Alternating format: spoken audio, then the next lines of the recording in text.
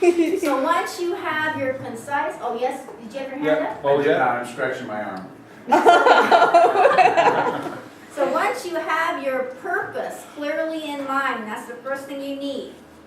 Then you say, what is the best way to achieve my purpose? Is it something you can do with just a couple of people? Or is it something you need to do to bring in more people into your group? Let's say 5 people, 20 people. How many people do you need? You have to think about this. Do you need in order to make your meeting productive? Some meetings are handled best by 1 or 2 and others by more. The one we just discussed was the executive committees, that's 7. That's 7, all right. How do we select our participants? Who has an idea? How would you select? You're going to have a meeting. How would you select your participants? Volunteer basis? No. Skills. Well, Are you kidding me? They said skills. Skills Skills. is one. Anyone else? Nice. that's great. Who might be interested in the Well, information? That might be good. Self-motivation. Who can stay on Self-motivation. track? Who can stay on track? Who would you not want to invite to your meeting? Think about this carefully. People that don't come. Mentally ill, right? Well, Jane, that's not quite it, but that's close. You know, people who would cause problems in the meeting, right? Right. People who might cause problems for your meeting. People who might cause fights in your meeting or hold your meeting time up. Those sound like fun people. You sound like fun people. All right, fun people. Oh. So consider your personalities, their knowledge, and their experience when you're putting together a meeting. Meeting or committee? Wait, I have a question. Can I ask Well, questions? committee, yes. Yes. What if they get offended because you didn't invite them? How would you handle that? Nice. Well, then you better have a good reason for inviting. You know, Jane, we need you to come to the meeting to give your report on, or we're looking at this situation and we need your input. That kind of a thing. So, Oh, yeah, so you want their input, right? You need, what, Jim? I don't think you understood Manas's question. She said, what if someone were offended if you did not invite them? Oh, to the that you meeting? did not invite Right, them? right. Yeah. How would you handle that as a leader? Well, there are 2 different ways of looking at it. One is maybe you messed up. Maybe you could have included that person. Maybe you can think of a reason to include them, a good reason. And if not, then you just tell them, well, today we're having our meeting and I only invited the department heads, or I only invited the people who I thought could give the input in these different areas. Okay. So make it specific, right? Make it specific. That's why you have to be very good with your purpose statement, right? Think about, and at that time you should think about who you want to include.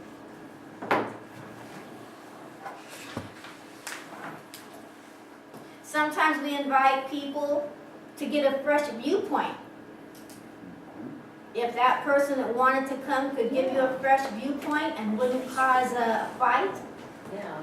or anything like that, then by all means, invite them. Consider the personalities involved in your meeting. Is there going to be a lot of friction? Is there just going to be a little friction? Is always okay. Different ideas and inputs, great. But I think we all know what we're talking about. All right. And then look at the possible conflicts ahead of time, right? And figure out ways that you can resolve them ahead of time. You can diffuse those ahead of time. Now we have selecting the location. It depends on how many people that you need in your group and what you're going to do. Sometimes you can meet in an office. Sometimes bigger meetings need to be held in bigger areas. Why is that? Why would a bigger meeting with more people invited need to have a bigger area? Why do you think that's so? So you can seat more people. So you can seat more people. What other reasons? Well, the venue is a professional image of the organization. That's true, that's very true. Any others? You want the people to be comfortable and not distracted by a lack of space. Thank you, Jim. Thank you very much. I see you've been involved in a lot of meetings, right? As a matter of fact, wow. Mhm, In my that's- past. That's absolutely right. And what might distract someone in a room that's smaller? If they didn't have a place to sit down, for instance. That would be distracting. Enough seats? Body odor? Could be distracting. How about a lot of noise? Would you want to have your meeting in a room where the gardener was out there mowing the lawn or something? That's just an example, but you want quiet. You want the focus to be on the meeting and what's going on. Oh, you do? Distractions, obstacles, you want it attractive and you want it comfortable. So you might want to go to where? A hotel. Where else do we have our conferences? Museums, for Toastmasters. Museums, hotels, the water district, all which have big rooms, usually more space than is needed, right? If you think about it, more space is needed. In problem solving or information giving meetings, avoid long, narrow rooms and instead have people like this in U shapes. U-shape. Good examples when we have to go upstairs to have our meeting. It's less effective. It's less effective when we have to go upstairs.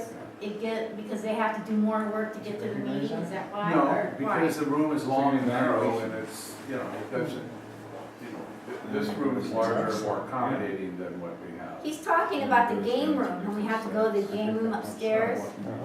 He's saying this is a better room. For the number of people. Moments of truth. Do you guys agree with Gary? Is this room a better room? Yeah. Absolutely. Yeah, but some of our best meetings Absolutely, have been for upstairs. presentations. We have had, Jim's right too, we have had good meetings upstairs. But it depends on the size of the group. Yeah. Yeah. Yes, it If you're in does. an intimate setting with, familiar people in a small size group, it makes more sense. It's accommodating to the environment's accommodating to the group. That's true, and we've had with the leadership club, we've had meetings in really tightly cramped rooms, and I didn't understand how that could ever work, but it did, Yeah. because everybody knew each other very intimately, so that worked. Who else? If Jean? you have full attendance, that room is terrible. Yeah. Thank you. If we have this number of people up there, forget it, we're gonna have to. Last time we had a couple of people who had to sit on the wall. Oh. Sometimes, trick. They kept falling off. yeah, they kept falling off the wall. What are you gonna do? Some people don't mind that kind of a seating situation, but others do. Like me, I need to have my stuff spread out. So I can do it, but I wouldn't be as comfortable. Okay. All right. Informing participants. When we inform our participants or invite our participants to the meeting, how do we go about it? Do we, in other words, do we let them know a few days in advance? Do we let them know weeks in advance? And what's the difference between those two? Who knows the answer to that? My experience with this group is you're out of order there. We select participants and then we talk with them before selecting the location or time to find out who is actually available on what days. That's true. That's true. We do that here whenever we plan an event. We ask everybody, well, who can go this day and who can go that day? Let's say we weren't doing that. That is an excellent way to do it. You're right, Ken. Excellent. It works for us. But let's say we weren't doing it that way. Let's say you're the president of the company and you know how presidents of companies like to set dates. They set those dates. So what would be the difference? Why would you maybe let people know a few days in advance? Because people are gonna forget if you tell them too early. Okay, people might forget. There's another reason. Jim, what do you think? Why would you only give people a few days' notice rather than a couple of weeks or a month? So they can't squirm out of it. Well, good idea, Jane. For scheduling, I would think the farther in advance, Yeah. can do it, the more likely you'll be able to get it on your calendar. But the disadvantage of that might be if there are factions coming to the meeting, you don't want to give your opponents too much time to prepare their arguments against your proposals. You know, you really have good ideas, really- Jim. I'm glad you're You're here deep in to that. put it into sense in this It's meeting. also. Well, it says here that if there isn't a lot of preparation needed on the members of the meeting, then a few days is fine, right? But if you have them giving a lengthy financial report or other reports, then you may want to give them a few weeks or a month in advance so that they have time to do that research and put their report together, right? Yep. Mhm. Okay. So both are important. Plan in advance if it's required, but also remind shortly before. So something some people do, thank you Ken, is they do a verbal, hey John and Joe and Jim, we're gonna have a meeting in a month and this is what you need to do. And then a few days before the meeting or a week before, you send out a written invitation or or email them an invitation, right, as a reminder. That's good. Developing your agenda. All right, everybody, why do you have to have an agenda? Keep things on track. To keep To be things, productive. to be productive, to keep things on track. What are some other reasons? Set goals. Set goals, So you that's can stay right. within your time limit, only agenda items that you discuss. That's right, so we can stay within our time limit. That's why in our meetings we have for the executive committee, we try to time everybody who's speaking. True, sometimes it doesn't make a difference because not everybody's there. But if you had a full complement of officers, you'd only want to give them so much time, right? Because everything adds up in the meeting and then you schedule your meeting for an hour or an hour and a half and that allows you to stay within your meeting time. Same as we do here in Toastmasters. That's what we're practicing. Also, Yes? people coming to the meeting need to know what's going to be discussed and I mean, for having an agenda helps advance planning and also if you have something you want to talk about, the agenda will tell you at what time it's appropriate to talk about that. New That's business. right. So if you had an agenda that was important in that sense, you could email the agenda out ahead of time. Or you could hand it out in a note, whatever your style is, right? Some people like to write. Types of meetings. One is an informational meeting, and that's the meeting where the person up front is more like a teacher and giving you all the information. Okay, the flow goes from the speaker to the audience. Information taking. Now, where's the flow there? Who's talking there in that meeting? Participants. The participants. So the flow is coming from the participants to the speaker. Speaker wants to find out all this information of what's going on in his departments, right? Problem solving. Who can tell me about a problem solving meeting? Exercise 1. Excellent. What do we know about those meetings? You brainstorm. That's right, they're for brainstorming. What else? First is to recognize the problem. That's right. Recognize the problem. Anything else? Come up with a solution. Come up with a solution. Any other ideas? Okay, how about, well, that's good. We did number 1 first. All right. 1 minute, please bear with me. I lost my place. Another thing in problem solving, What's in there?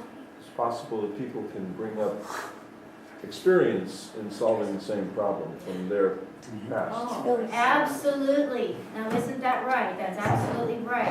Everybody has their own experiences, just like our experiences here in Toastmasters, right? excellent. Following those lines of thinking, does anyone else have an idea? When it comes to opening a meeting, Oh, you need to establish a friendly atmosphere. That's an atmosphere where everybody wants to be involved in your meeting. We try to do that here in Toastmasters. Yes, Jane? Yes, Gary? Okay. Jane? For problem solving, consider taking an opposite point of view. Okay. Like that. We have more members Open than we can possibly handle. We need a bigger room. Let's have a committee. Plant another club. All right. Form a new club, yeah. We also want to start on time, which is why here in Toastmasters, we try to start on time, because we're here practicing. We're practicing. You want to bring everybody up to date, so like in our executive committee meetings, we read the minutes, right? That brings everybody up to date. Or maybe there's something else, maybe someone else has a report. Well, John is going to give us some background on why we're having this meeting, what's been going on, that type of thing. Anyone else have an idea? You want to open your meeting with an attention getter.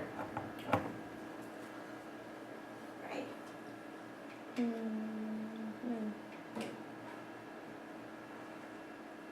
All right.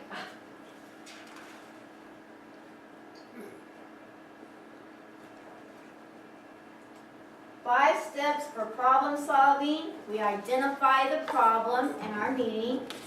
This is important. We analyze that problem.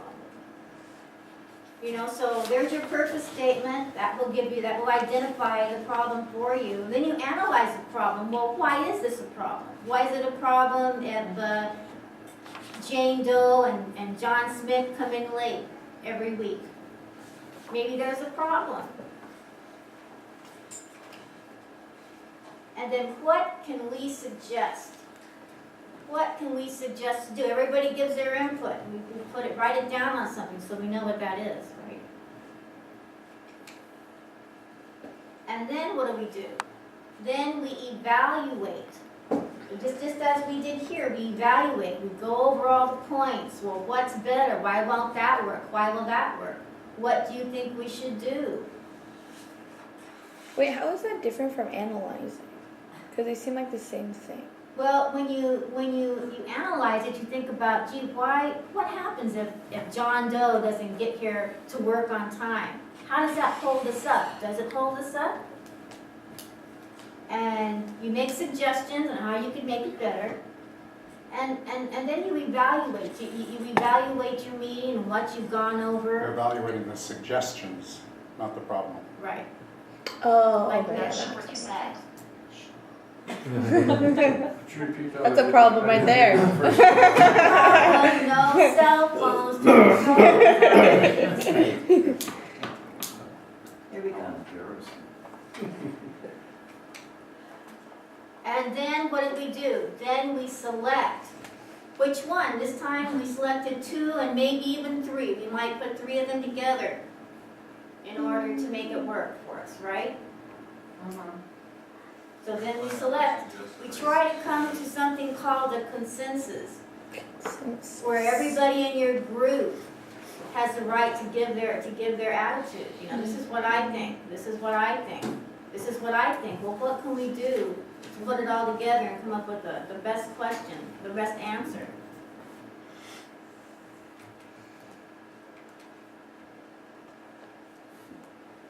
All right.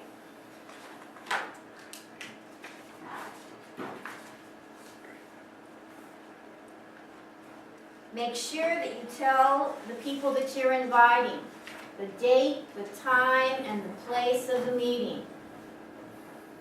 That's why it's better to put something in writing so that everybody's on the same page and everybody shows up the same date, the same time, and the same place. In our executive committee meeting, we have a set day that we're supposed to be there and a set time. And a set place that we're supposed to be there too. Anyone have any comments on that? Nice comments, please. Well, actually, you can. My wife and I went to a gathering at a friend's house, it was scheduled for Sunday. We got it wrong, we showed up on Saturday. Aww. But we had the best time, we sat around and talked to them for about an hour and a half in the dining room. At the party, we wouldn't have had an opportunity to spend that much time with them. That's Good great. point. That's great. So things often work out in different ways. I'm someone who thinks you have to be flexible. You know, you can have all these ideas and they're good, but I think that in Toastmasters we learn flexibility and we have to be flexible. Learn how to be flexible. Can I make a comment? Yes, I think it's really important for everyone to have a voice in the meeting I think so too. because it makes them feel like they're contributing to the overall goal, and therefore so they're more accountable when you ask them to do something.